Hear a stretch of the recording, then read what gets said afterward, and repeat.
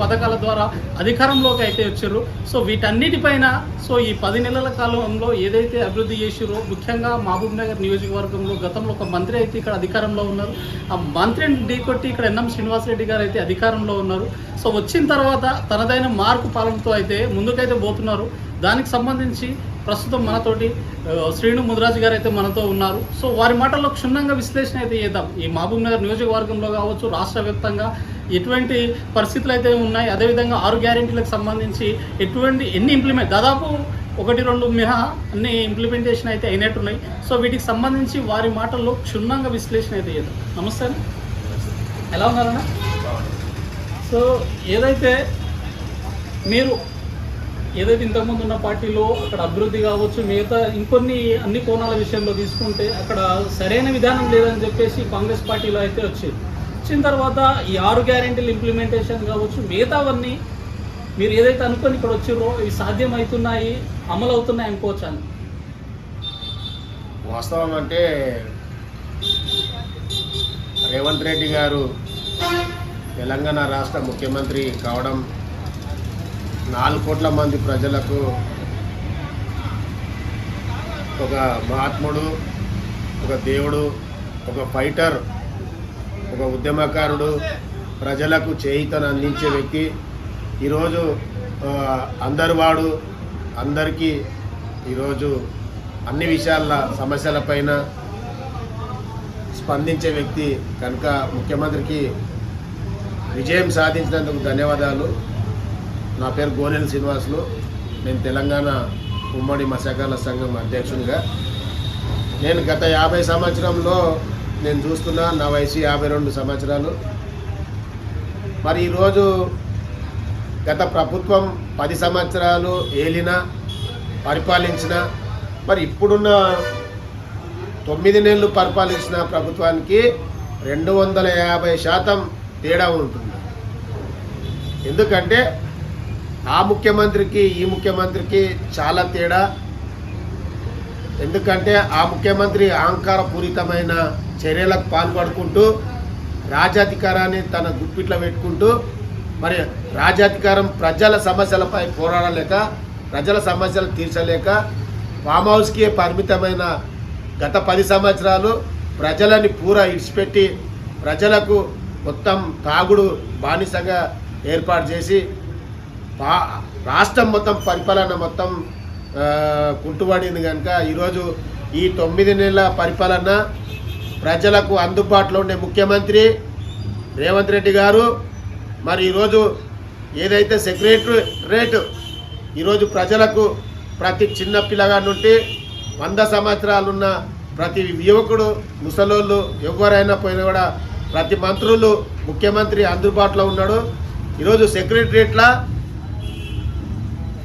ప్రతి ఒక్క పేదోడు ధనికుడు అనకుండా అందరూ ఈరోజు మంత్రులను కలవడము, సమస్యలన్నీ అక్కడ పోయి చెప్పి ఆ సమస్యల మీద బయటపడడం.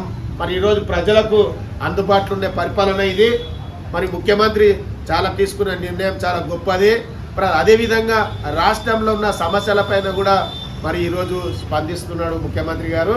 మరియు ఈరోజు మాకు తెలిసిన ఏంటంటే 6 గ్యారెంటీలు అనేటివి దేశ చరిత్రలోనే 75-76 సంవత్సరాల చరిత్రలోనే ఏ ముఖ్యమంత్రి చేయండి. మరి ఈరోజు కాంగ్రెస్ ప్రభుత్వం, తెలంగాణ గవర్నమెంట్, గౌరవశ్రీ రేవంత్ రెడ్డి ముఖ్యమంత్రి గారు 2 లక్షల రూపాయలు రైతు రుణమాఫీ చేయడం చాలా గొప్ప విషయం. అదేవిధంగా కరెక్ట్ కాలేదంటున్నారు కదా, 2 లక్షలు కరెక్ట్ కాలేదు, అనవసరంగా మీరే డబ్బా కొట్టుకుంటున్నారు అనే విధంగా బీఆర్ఎస్ పార్టీ హరీష్ రావు గారు కావచ్చు రాజీనామా వరకు కూడా అది పోతున్నది. రాజీనామా చేయాలంటే హరీష్ రావుకు మరి కన్నుండి కన్ను లేనట్లు, తెలివి లేనట్లు హరీష్ రావు మాట్లాడుతున్నాడు. గత 10 సంవత్సరాలలో మీ ఆయంలో 2 లక్షల వరకు రుణమాఫీ ఇప్పుడన్నా చేశారా? 1 లక్ష రూపాయలు ఎట్ ఎ టైం చేశారా? ఈరోజు బ్యాంకర్లు తీసుకున్న రైతులు 1 లక్ష రూపాయలు కానీ, 50,000 కానీ, 70,000 కానీ, 60,000 తీసుకుంటే దానికి మిత్తి కలిపి ఇచ్చి వాళ్ళతోనే మళ్ళా గొంతుకు ఉరితాడేసి టీఆర్ఎస్ గవర్నమెంట్ గుంజుకున్నారే తప్ప 2 లక్షల రూపాయలు ఎప్పుడు కూడా ఎట్ ఎ టైం మాఫీ చేయలేదు. కనుక ఈరోజు మేము ఎందుకు చెప్తున్నామంటే రైతులకు రుణమాఫీ జరిగిందని చెప్తున్నాం 2 లక్షలు. ఈరోజు 2,00,000 రూపాయలు ఉన్న రైతులకు రుణమాఫీ అయింది. కానీ 2,20,000, 2,50,000, 3,00,000, 4,00,000 ఉన్న వాళ్ళకు మాఫీ కాలేదు. ఎందుకంటే 2 లిమిటెడ్. ఒక్కరు ఎప్పుడే కానీ ఏ గవర్నమెంట్ అయినా లిమిటెడ్ పీపుల్స్కి లిమిటెడ్గా పెట్టి వాళ్ళ లిమిటెడ్గా మొత్తం వాళ్ళని మాఫీ చేయడానికి ఈరోజు రైతులకు ఒక ఊరట కల్పించిండ్రు. మరి 2,00,000 రూపాయలు మాఫీ చేయడం అంటే కొన్ని కోట్ల రూపాయలు దగ్గర లక్షల మంది రైతులకు న్యాయం చేసిన రోజులు ఉన్నాయి. ఈరోజు ప్రతిపక్షాలు ఏం మాట్లాడినా అంటే గతంలో వైఎస్ఆర్ గారు చేసిన తర్వాత రైతుల మాఫీ కాంగ్రెస్ హయాంలోనే జరిగింది. అది 2 లక్షలు అనే విధంగా రైతుల వాళ్ళ యొక్క ముఖాల్లో కావచ్చు, వారి యొక్క జీవితాల్లో ఒక సంతోషం. 2 లక్షలు ఒకసారి అంటే అది మామూలు విషయం కాదు. సో నిజంగా రైతులు ఆనందంలో ఉన్నారనుకోవచ్చు. ఆనందంగా ఉన్నారు వాళ్ళు. వాస్తవం ఏంటంటే ఎక్కడైతే జటిలమైన సమస్య వాళ్ళకి ఎక్కడైతే రైతులకు ఇబ్బంది ఉందో ఈ 2 లక్షలు తీరలేని పరిస్థితి ఉన్న సమయంలో ఈరోజు గౌరవ ముఖ్యమంత్రి గారు తీసుకున్న నిర్ణయము మళ్ళీ క్యాబినెట్ ఆమోదం పురంగానే ఈరోజు 2 లక్షల రూపాయలు మాఫీ చేయడం జరిగింది. ఈరోజు ప్రతి రైతు చిన్న పెద్ద అనకుండా అందరు రైతు ఆనందంగా ఉన్నారు. మళ్ళీ కూడా వాళ్ళు ఇప్పుడున్న గవర్నమెంట్ ప్రభుత్వం రేవంత్ రెడ్డి గారు మళ్ళీ రుణమాఫీ కూడా తీసుకోవచ్చని కూడా ప్రకటన చేసిన రోజులు కూడా ఉన్నాయి. సో ఏదైతే ఈ 6 గ్యారెంటీల్లో దాదాపు 1-2 మినహా దాదాపు అన్నీ అమలవుతున్నట్టున్నాయి. సో వీటికి సంబంధించి వచ్చిన ఈ 9 నెలల కాలంలోనే అసలే అప్పుల కుప్ప ఉన్న రాష్ట్రాన్ని ఈ 6 గ్యారెంటీలు అనేది అసలు అమలయ్యే అవకాశమే లేదని ప్రతిపక్ష పార్టీలు అయితే దుమ్మెత్తిపోసిన సందర్భాలు మనం చూసినాం. అయినా సరే ఇవన్నీ అమలవుతున్నాయంటే అది ముఖ్యమంత్రి గారి యొక్క చిత్తశుద్ధికి నిదర్శనం అనుకోవచ్చు. వాస్తవం ఏంటంటే తెలంగాణ ప్రాంతం వ్యక్తి, అది మా పాలమూరు జిల్లా రైతు బిడ్డ, మా రైతులకు ఏం కావాలండి అవి మరి ఈరోజు సమస్యలపైన పోరాడే వ్యక్తి. మరి ఈరోజు కాంగ్రెస్ పార్టీలో తెలంగాణ రాష్ట్రంలో ఉన్న అధ్యక్ష పదవిని చేజిక్కించుకొని మరి సమన్వయంతో 4 కోట్ల మంది ప్రజలకు సమాధానం నేను చెప్తాని ప్రజల యొక్క సమస్యలను భుజం మీద వేసుకొని ఈరోజు సిలిండర్ తీసుకోండి, గృహలక్ష్మి అనేది సిలిండర్ అనుకుంటా నేను పథకం 500కే గ్యాస్ ఉంది. మరి ఈరోజు 1,100 నుండి 1,200 రూపాయలు తీసుకున్న గత ప్రభుత్వము 50 రూపాయలు తక్కువ చేయని ప్రభుత్వము ఈరోజు గృహలక్ష్మి పథకం అనేది 500 రూపాయలకే మా వాడిలో మహబూబ్ నగర్ 42 వార్డు వేపూర్ గేర్లో టోకన్లు వంచుతున్నారు. ఇప్పుడు భారత్ గ్యాస్కి వెళ్ళి ఏడా మన కంట్రోల్ షాప్కి వెళ్ళి మరి ఈరోజు కంట్రోల్ షాప్కి వెళ్ళి మీ పేర్లు వచ్చినాయి, మీ టోకన్లు తీసుకోండి, 5 రూపాయలకే సిలిండర్ అని 500 రూపాయలకే సిలిండర్ అని ఈరోజు మొత్తం టోటల్గా ప్రజలకు ఈరోజు మన ఇవ్వడం జరుగుతుంది.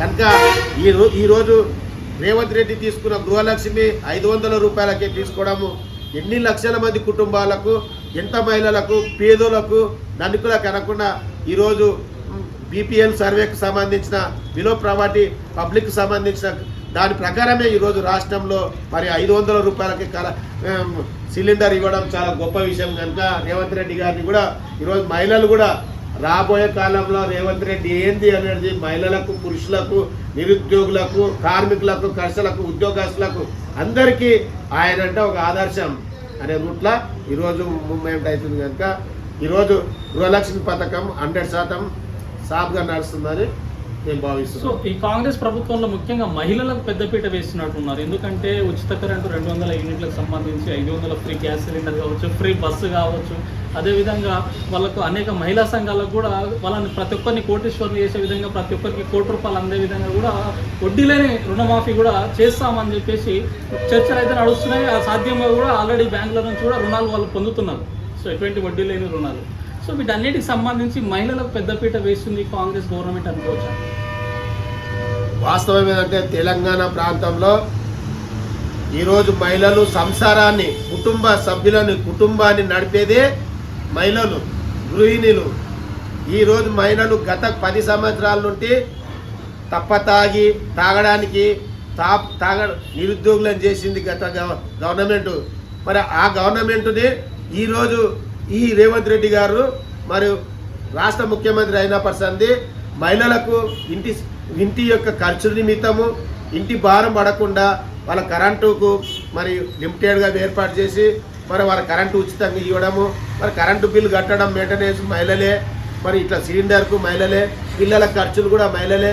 ఈ మొత్తం కుటుంబ వ్యవహారాలలో మొత్తం మహిళలు ప్రధాన పాత్రల వాళ్ళు ఉంటారు కనుక వాళ్ళ సంసారం యొక్క ఇబ్బందులకు గురవుతున్నారు కనుక ఈరోజు రేవంత్ రెడ్డి ముఖ్యమంత్రి గారు అది స్పందించి మహిళలకు ఏం చేస్తే మనకు రుణం ఉంటుంది, వాళ్ళు మనకు మహిళల కుటుంబాలలో మన ఈరోజు మొత్తం వాళ్ళకి సంతోషాన్ని చూడాలంటే మనం ఏమేమి కల్పించాలని కాంగ్రెస్ ప్రభుత్వం క్యాబినెట్ నిర్ణయం తీసుకొని మన రాహుల్ గాంధీ యొక్క నియమ నిబంధనల ప్రకారంగా రాహుల్ గాంధీ నాయకత్వంలో ఈరోజు రేవంత్ రెడ్డి గారు ముఖ్యమంత్రి గారు తీసుకున్న నిర్ణయం క్యాబినెట్లో ఈరోజు వాళ్ళు 9 నెలలనే గెలిచి ఈ తెలంగాణ రాష్ట్రాన్ని మరి ఇన్ని లక్షల మంది ప్రజలకు కరెంటు ఉచితంగా ఇచ్చి మరి వాళ్ళకు న్యాయం జరుగుతుంది.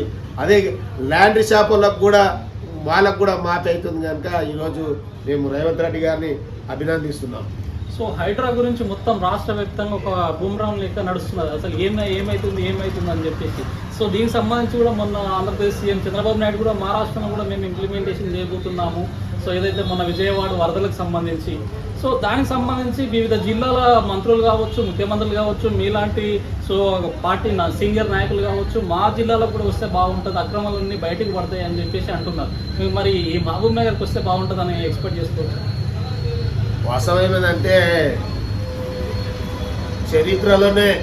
దేశ చరిత్రలోనే హైడ్రా అనేది ఆ సంస్థ దాని క్యాబినెట్లో ఒక చట్టం ఏర్పాటు చేసి వాటికి ఒక జీవోని ఏర్పాటు చేసి మరి ఈరోజు Revanth Reddy dynamic leader supreme ఈ రాష్ట్రంలో మరి ఈరోజు హైడ్రా అనే పదము రాజకీయ గతం 10-15 ఏళ్ళ నుండి పరిపాలించిన మంత్రులు కావచ్చు, ఎమ్మెల్యేలు కావచ్చు, మరియు క్యాబినెట్ మినిస్టర్లు కావచ్చు,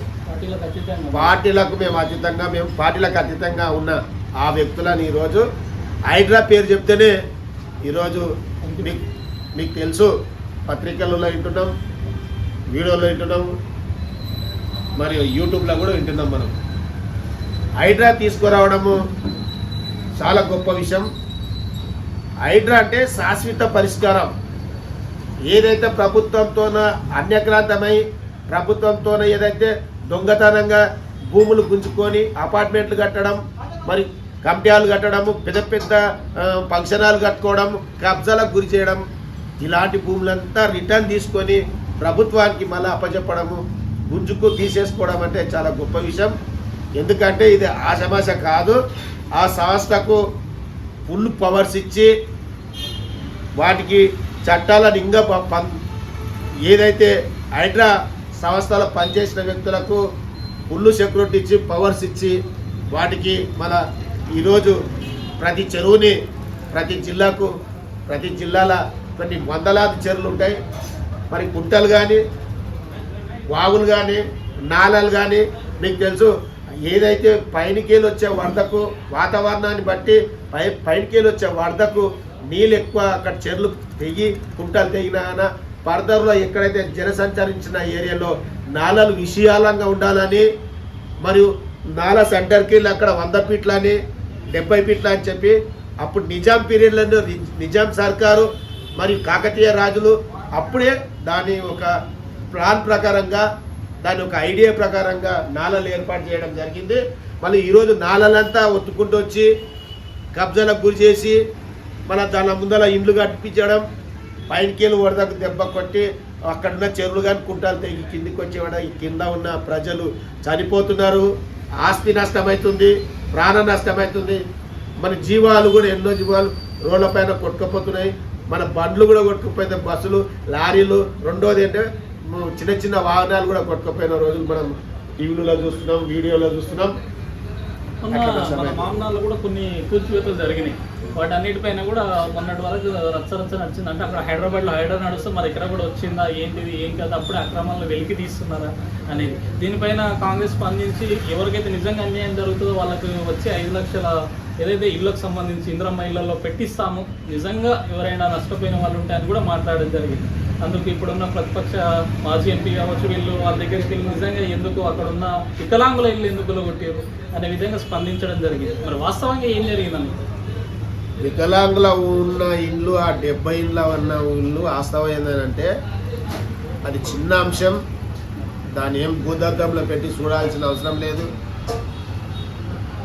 ఎందుకంటే ఎవరైతే ఆ వికలాంగుల ఇళ్ళ కాడ ధర్నాలు చేపించి ధర్నాలు చేస్తున్న వ్యక్తులు స్వార్థపూరితమైన మనసుతోన దుర్మార్గమైన చర్యలకు పాల్పడుకుంటూ మరియు వాళ్ళు గతంలో కబ్జాలకు గురైన పొలాలను మళ్ళా వెలికి తీస్తే మా మనుగడ కాంగ్రెస్ ప్రభుత్వంలో సాగదని మేము జైల్లోకి పోతామని చెప్పి గత ప్రభుత్వం మంత్రి కానీ మంత్రి అనుచరులు కానీ చోటపూట లీడర్లుగా నాయకులు కానీ మరి మంత్రి తమ్ముడు శ్రీకాంత్ గౌడ్ కానీ ఇట్లా చెప్పుకుంటూ పోతే ఎంతోమంది నాలలు కబ్జాలు చేయడం, మన చెరువులు కబ్జాలు చేయడం. ఈరోజు పాలమూరు చరిత్రలోనే దొంగలకుంట అని చెప్పి ఎంఎస్ కాలేజ్ వెనుక దొంగలకుంట పెద్ద చెరువు నీళ్ళు పోయి ఆడ మొత్తం కలిసి ఆడ నిలబడే నీళ్ళు చిన్న కుంటని ఈరోజు లేవల్ చేసి మరి ఆడ ఇల్లు కట్టి ఈరోజు దొంగలకుంట లేకుండానే చేయడం జరిగింది. ఇదే బోయపల్లి చెరువులో మీరు చూడండి, బోయపల్లి చెరువులో మొత్తం కలిసి ఇట్లా కబ్జాలు చేసి రాసుకుని ఎవరైతే కొను బాండ్లు వేసుకొని వైర్ చూసుకున్నారు చెరువుని. మళ్ళీ అక్కడ వాస్తవం ఏంటంటే బాయిల్ రైస్లు ఉన్నాయి. బాయిల్ రైస్లో వెలువడే విషపూరితమైన వాయువుని విషపూరితమైన నీళ్ళని చెర్లకించి చేపలు చచ్చిపోవడం జరుగుతుంది. పాల్కొండ చెరువులో చూడండి, నేషనల్ హైవేకు 4 నుండి 3 ఎకరాల భూమి అన్యక్రాంతమై కబ్జా చేసి పడేసి దానికి బోర్డు కట్టేసి మొత్తం మట్టి కొట్టి ఆ మట్టి కూడా ఎక్కడంటే ఇల్లీగల్గా అక్కడ మన ఏదైతే వెంకటేశ్వర స్వామి టెంపుల్ ఉందో ఆ టెంపుల్కి వెళ్ళి తీసుకుపోయి కొట్టుకోవడం జరిగింది. మన పాల్కొండ చెరువు కూడా 2 నుండి 3 ఎకరాల భూమి ఎస్వేస్ బైపాస్ రోడ్కు మీరు ఒక్కసారి చూడండి. మళ్ళీ అదే మా పెద్ద చెరువు బస్ స్టాండ్ ఎన్నుకున్న చెరువు 119 ఎకరాల చెరువు. అది 119 ఎకరాల చెరువుని ఈరోజు ఏమైంది 65 70 ఎకరాలు 78 ఎకరాలు దగ్గర దగ్గర చుట్టుపక్కల ఎంతగానో అనేకరాంతమైంది మీరు చూస్తే తెలుస్తుంది. రాబోయే రోజుల్లో పక్కా ఈ కాంగ్రెస్ ప్రభుత్వంలో వెలికి తీస్తామంటారా? 100% తీస్తాం. ఏది ఇచ్చిపెట్టేది లేదు. గతంలో కూడా మేము ఎస్పీ గారికి ఇచ్చినాం, కలెక్టర్ కూడా ఇచ్చినాం. మొత్తం మహబూబ్నగర్ 5 జిల్లాలలో హైడ్రాకు సంబంధించిన చెరువులు ఏదైతే అన్యక్రాంతం అయిందో, ఏదైతే చెరువులన్నీ కబ్జా చేసి ఇల్లు కట్టిండ్రో అవన్నీ కూల్చిపిస్తాం. హైడ్రా కమిషనర్ గారిని కలుస్తాం, అవసరమైతే డీజీపీ గారిని కలుస్తాం. ముఖ్యమంత్రిని కూడా ఆల్రెడీ ముఖ్యమంత్రి మహబూబ్ నగర్కి వచ్చినప్పుడు మేము రిప్రజెంట్ ఇవ్వడం జరిగింది. మొత్తం దీన్ని ఇంక్లూడ్ చేసినాం. ఇడిచిపెట్టే ప్రసక్తే లేదు. వాస్తవం ఏంటంటే ఎక్కువ మటు మా మత్స్యకారులు మా ముద్రాజులు చేపల మీద, చేపల కులం మీద, చేపల వృత్తి మీద మేము ఆధారపడి జీవనోపాధి కొనసాగిస్తున్నాం కనుక ఎక్కువ కుటుంబాలు, లక్షలాది కుటుంబాలు ఈ మహబూబ్ నగర్ జిల్లాలో దగ్గర కుంటలు, చెరువులు, రిజర్వాయర్లు, డ్యాములు మొత్తం టోటల్గా 1100 చెరువులు మొత్తం ఉన్నాయి కనుక ఆ 1100 మందిలో ఈ దాదాపు 400 చెరువులు, 400 కుంటలు దగ్గర మొత్తం అన్యక్రాంతం జరిగింది కనుక ఇదంతా హైడ్రా ముఖ్యమంత్రి ఖచ్చితంగా చర్య తీసుకోవాలి. పాలమూరు ముద్దు బిడ్డ ముఖ్యమంత్రికి ఈరోజు చెరువులను పరిరక్షణ చేస్తే రాబోయే మళ్ళా 5 సంవత్సరాలు కూడా మత్స్యకారులు, ముద్రాజులు మొత్తం ముఖ్యమంత్రి వెంబడి మేము ఉంటామని, రేవంత్ రెడ్డిని మళ్ళా ముఖ్యమంత్రిగా మేము గెలిపిస్తామని సందర్భంగా తెలియజేస్తున్నాం. అదేవిధంగా మన ఇదే ఈరోజు ప్రతి అప్లై చేసిన ఈ సీఎం ఫండ్ కావాల్స్తే మహబూబ్ నగర్లో మా ఎమ్మెల్యే ఎన్ఎం శ్రీనివాసరెడ్డి గారు ప్రతి హెల్త్కు సంబంధించిన సీఎం ఫండ్ పెట్టిన నెల రోజులనే ప్రతి ఒక్కరికి పేషెంట్లకు రిటర్న్ అమౌంట్ ఏర్పాటు చేసి ఇవ్వడం జరిగింది. మరి షాదీ ముబారక్ సంబంధించి ఏదైతే గతంలో కూడా పోయిన నెలల మా స్థానిక ఎమ్మెల్యే మన ఎన్ఎం శ్రీనివాసరెడ్డి గారు మరి దగ్గర 200 మందికి చెక్కులు పంపించి కూడా చేయడం జరిగింది. మహబూబ్ నగర్ వాస్తవం ఏంటంటే అందరూ మహబూబ్ నగర్ జిల్లాలో ఉన్న ప్రతి ఎమ్మెల్యే సిద్ధసిద్ధిగా నీతి నిజాయితీగా ధర్మంగా రేవంత్ రెడ్డి మాటను ఇవ్వకుండా రేవంత్ రెడ్డి మాటకు స్పందించి ఒకటిగా చూసి 10 అర్థాలుగా వాళ్ళు పని చేసుకోవడం జరుగుతుంది. రోజు పని చేస్తున్నారు కూడా. వాస్తవం ఏంటంటే మేము రౌండ్ చేస్తుంటాం ఉమ్మడి మహబూబ్నగర్ జిల్లాలో. నారంపేటకి పోయి అక్కడ అచ్చంపేట పోతాం, కొల్లాపూర్ పోతాం, మన మరికెల్ మక్తల్ పోతాం, మహబూబ్నగర్ కోసం ఇట్లా కొడంగల్ కూడా పోతాం. కొడంగల్లో కూడా గత వారంలో కూడా నేను 2 రోజులు విజిట్ చేసినాం.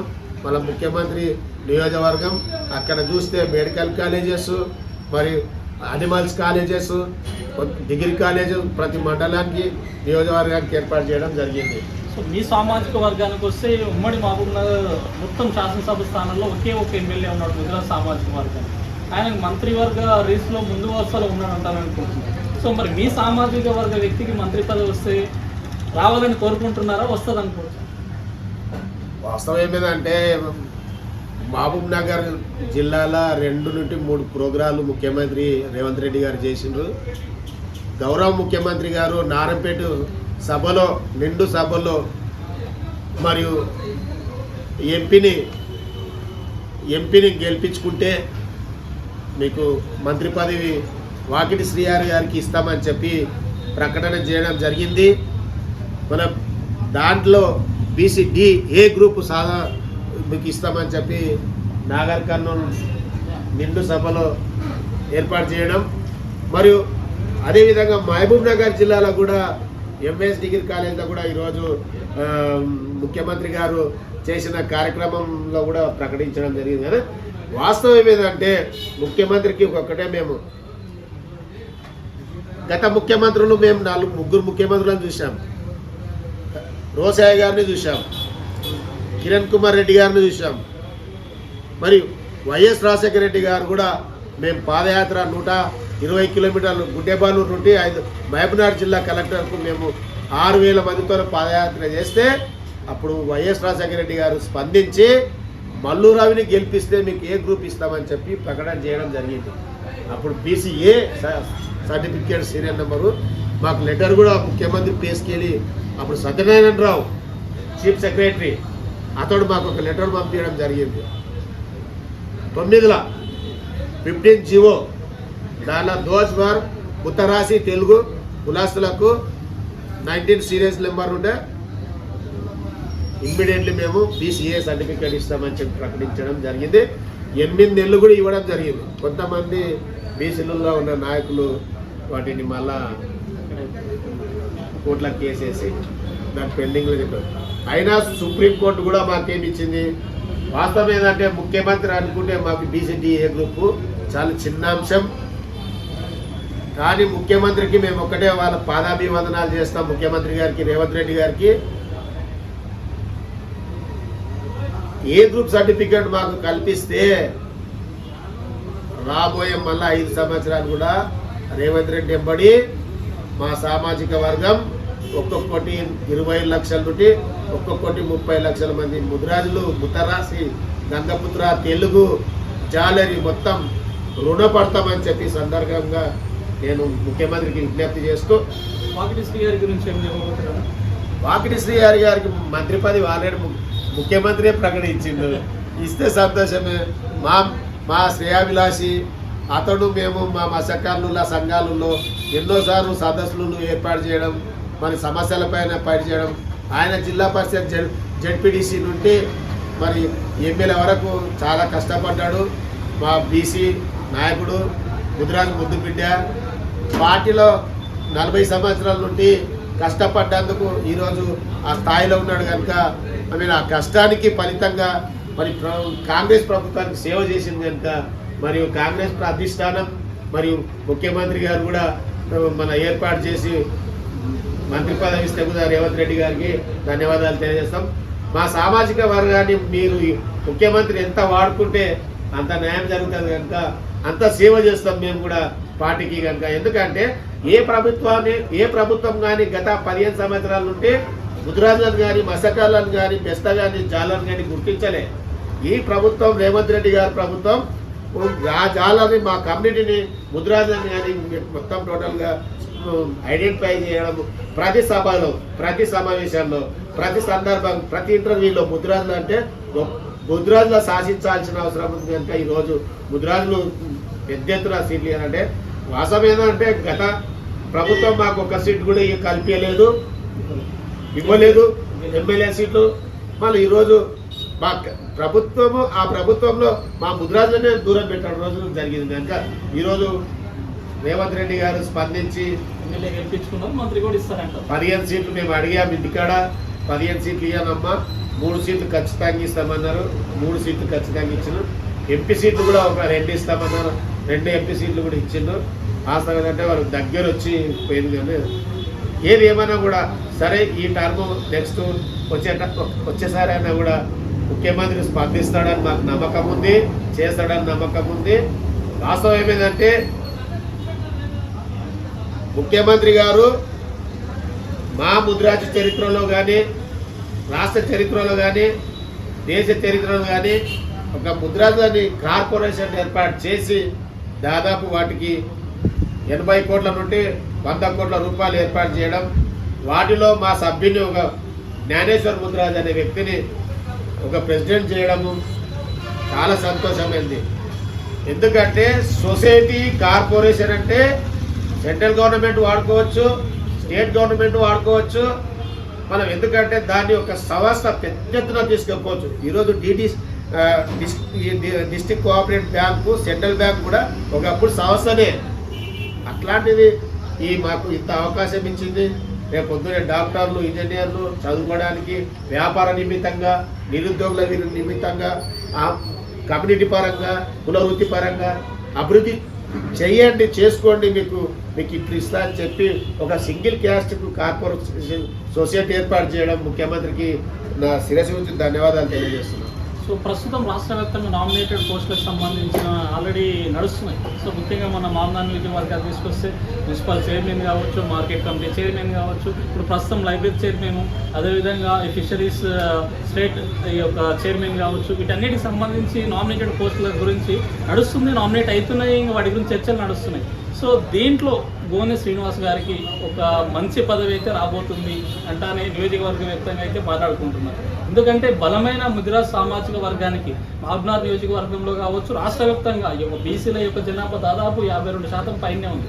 అటువంటిది ఈ నియోజకవర్గంలో కూడా భారీ పట్టు ఉంది కాబట్టి సో పార్టీ సీనియర్ నాయకులు కావచ్చు, సో ఈయన పక్కా శ్రీనివాస్ గారికి ఇస్తే రాబోయే రోజుల్లో ఈ యొక్క సామాజిక వర్గానికి మనం న్యాయం చేసిన వాళ్ళం అవుతామని చెప్పేసి స్థానిక ఎమ్మెల్యే గారు కావచ్చు, సీఎం గారు కూడా ఆలోచన చేస్తున్నారు అనేది నియోజకవర్గంగా అయితే మాట్లాడుకుంటున్నారు.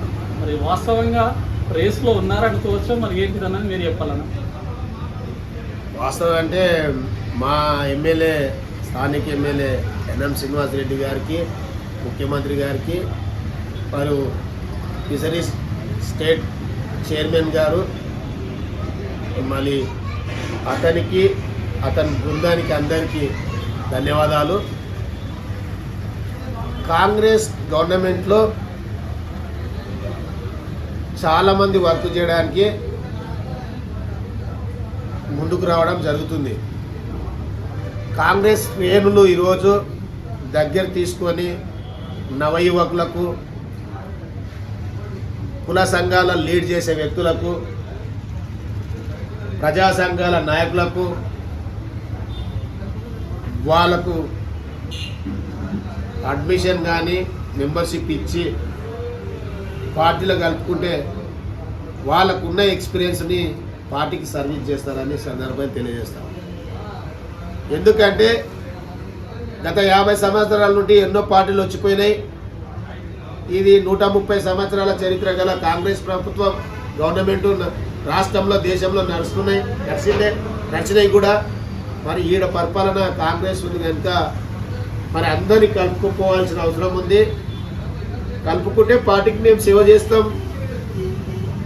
మాకు సంబంధించిన ఎక్కడైతే మాకు అందుబాటులో ఉన్న మా కుల సంఘాలకు సంబంధించిన సభ్యులని, ప్రజా సంఘాలకు సంబంధించిన ప్రజలకు సంబంధించిన దగ్గరలో ఉన్న సంఘాల సభ్యులము అందరం కలిసి ఆ పార్టీకి, ఆ లీడర్కి, ఆ ముఖ్యమంత్రికి మేము ఈరోజు స్థానిక ఎమ్మెల్యే చేయి కింద ఉండి కూడా పని చేస్తామని చెప్పి స్వార్థపూరితంగా లేకుండా నిస్వార్థం లేకుండా నీతి నిజాయితీగా ధర్మంగా మేము పనిచేస్తామని చెప్పి ప్రభుత్వం ఈరోజు నడుస్తుంది.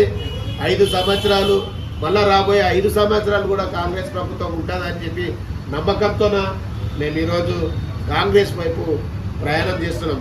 ఎందుకంటే ఇప్పటి వరకు ఏ పార్టీలో నేను జెండా పట్టలే, ఏ పార్టీ కండు వేసుకోలే. మరి ఈరోజు మా పాలమూరు ముద్దు బిడ్డ రేవంత్ రెడ్డి గారు ముఖ్యమంత్రి కావడం, మా స్థానికే సామ్యుడు, మరి ఈరోజు అమాయకుల్లా ఉన్న మా స్థానిక ఎమ్మెల్యే ఎన్ఎం శ్రీనివాస్ రెడ్డి గారు, ఆయన ఆశయాలతోనే మేము ఈరోజు కాంగ్రెస్లో రావడం, చురుకుగా పనిచేయడం జరుగుతుంది. కనుక మేము అతనేంబడే మా ఎమ్మెల్యేంబడే ఉండి కొనసాగుతామని చెప్పి ఈ సందర్భంగా తెలియజేస్తాం. సో ఇది ఏదేమైనా మొత్తానికి కాంగ్రెస్ పార్టీ అధికారంలోకి వచ్చి 9.5-10 నెలల కాలంలో 6 గ్యారెంటీలకు సంబంధించి దాదాపు 90% అయితే ఈ యొక్క ఆ గ్యారెంటీలు అయితే పూర్తి చేయడం జరిగింది. అదేవిధంగా రాబోయే రోజుల్లో మిగతా కూడా 100% పూర్తి చేస్తాం. అదేవిధంగా ఏదైతే రాష్ట్ర ప్రభుత్వం ప్రతిష్టాత్మకంగా తీసుకొని ఏదైతే స్థానిక ఎన్నికలలో ముఖ్యంగా కులగణన చేసిన తర్వాతనే ఎన్నికలకు పోవాలని చెప్పేసి, అంటే ఆ యొక్క ప్రతి సామాజిక వర్గానికి ప్రతి కులానికి న్యాయం చేయాలని చెప్పేసి, సో కుల ప్రాతిపదికన రిజర్వేషన్స్ ఇవ్వాలనే ఒక దృఢ నిశ్చయంతో ఈ యొక్క స్థానిక శాసనసభ ఎలక్షన్స్ పోతుంది. కాబట్టి అదేవిధంగా నియోజకవర్గ వ్యాప్తంగా ఏదైతే కబ్జాలకు గురైన చెరువులకు సంబంధించి ప్రతి ఒక్కటి సో వాటన్నిటిని వెలికి తీయాలి. ఏదైతే హైదరాబాద్లో ఏదైతే భూ ఆక్రమణలకు కానీ చెరువు ఆక్రమణలకు గురైన వాటిని హైడ్రా అనే పేరుతో వెలికి తీయడంతో సో దేశం మొత్తం ఇటు తెలంగాణ వైపు చూస్తుంది. ఎందుకంటే అధికార పార్టీని చూడట్లే, ప్రతిపక్ష పార్టీని చూడట్లే, ప్రతి పార్టీ వాళ్ళని. సో ముఖ్యంగా మనం మొన్న చూసిన పెద్ద గొప్పలైన ఎన్ని కన్వెన్షన్ నాగార్జున గారి కావచ్చు, స్వయంగా మాజీ ఎంపీ కాంగ్రెస్ పార్టీ ఎంపీల ఇల్లు కావచ్చు, ప్రతి పార్టీని ఇవ్వకుండా సో వారి యొక్క ఆక్రమణలు అయితే తొలగిస్తున్నారు. అదేవిధంగా మహబూబ్నగర్ నియోజకవర్గంలో కూడా సో బోయపల్లి చెరువు కావచ్చు, అనేక చెరువులు ఆక్రమణలో ఉన్నాయి. ముఖ్యంగా ముదిరాజ్ సామాజిక వర్గం, సో బెస్సవాళ్ళు కావచ్చు, వీళ్ళంతా సో కేవలం చేపలు ఈ మత్స్యకారులు వీళ్ళ యొక్క వృత్తి ఉంది. కాబట్టి ఈ ఆక్రమణ నుంచి తొలగిస్తే మా యొక్క సామాజిక వర్గం రాబోయే రోజుల్లో ఇంకా మరింత ఎదుగుదల, అభివృద్ధి అనేది జరుగుతుందని చెప్పేసి, అదేవిధంగా ముఖ్యంగా ఏదైతే మక్తల్ ఎమ్మెల్యే ఉన్నారో వాకిటి శ్రీహరి గారు కూడా ముదిరాజ్ సామాజిక వర్గానికి సంబంధించిన ఒక బలమైన నేత అయితే ఇక్కడ ఉన్నారు. ఆయన కూడా స్వయంగా సీఎం రేవంత్ రెడ్డి గారి గతంలో మంత్రి పదవి ఇస్తామైతే చెప్పారు. సో అది ప్రజలు కూడా మహబూబ్నగర్ నియోజకవర్గం ఉమ్మడి మొత్తం 14 నియోజకవర్గాల ప్రజలు కూడా ఎదురు చూస్తున్నారు, ఎప్పుడు ఇస్తారు మా నియోజకవర్గ వ్యక్తికి మంత్రి పదవి అని చెప్పేసి. సో ఇప్పుడైతే 4 మంత్రి పదవి రేసుల్లో ముఖ్యంగా ముందంజలో ఉన్నారని చెప్పేసి నియోజకవర్గంగా అయితే అనుకుంటున్నారు. అదేవిధంగా గోనె శ్రీనివాస్ గారు కూడా ఈ పార్టీ కోసం అహర్నిశలు కష్టపడుతున్నారు. ఆయన ఒక సామాజిక వర్గం నుంచి గత ఎన్నికల్లో కాంగ్రెస్ పార్టీకి తన వంతు తన శాయశక్తులకు మించి ప్రయత్నం అయితే చేసి పార్టీ అధికారంలో రావడానికి మహబూబ్నగర్ నియోజకవర్గంలో కాంగ్రెస్ జెండా ఎగరవేయడానికి తన శాయశక్తుల ప్రయత్నం చేశారు. కాబట్టి తనకు కూడా ఏదైతే స్టేట్ ఫిషరీస్ డిపార్ట్మెంట్కి సంబంధించిన పదవి రేసులో నేను కూడా ఉన్నా అని చెప్పేసి, సో పెద్దల ఆశీస్సులు కూడా నా వైపు ఉన్నాయని చెప్పేసి, మా సామాజిక వర్గానికి పదవి ఇస్తే మా సామాజిక వర్గ వ్యక్తులకు నేను కూడా న్యాయం చేయగలుగుతా. ఏదైనా పదవి ఉన్నప్పుడే కదా సో ఆర్థికంగా కావచ్చు వాళ్ళని ఏ విధంగా అయినా సరే ఆదుకోగలనని చెప్పేసి వారి మాటల్లో క్షుణ్ణంగా అయితే మనం తెలుసుకున్నాము. సో ఏదేమైనా కాంగ్రెస్ పార్టీ వచ్చిన ఈ 10 నెలల కాలంలో ప్రజలందరూ చాలా సంతోషంగా ఉన్నారని చెప్పేసి సో వారి మాటల్లో మనం క్షుణ్ణంగా తెలుసుకునే ప్రయత్నం అయితే చేస్తున్నాం. థ్యాంక్ యూ అన్న.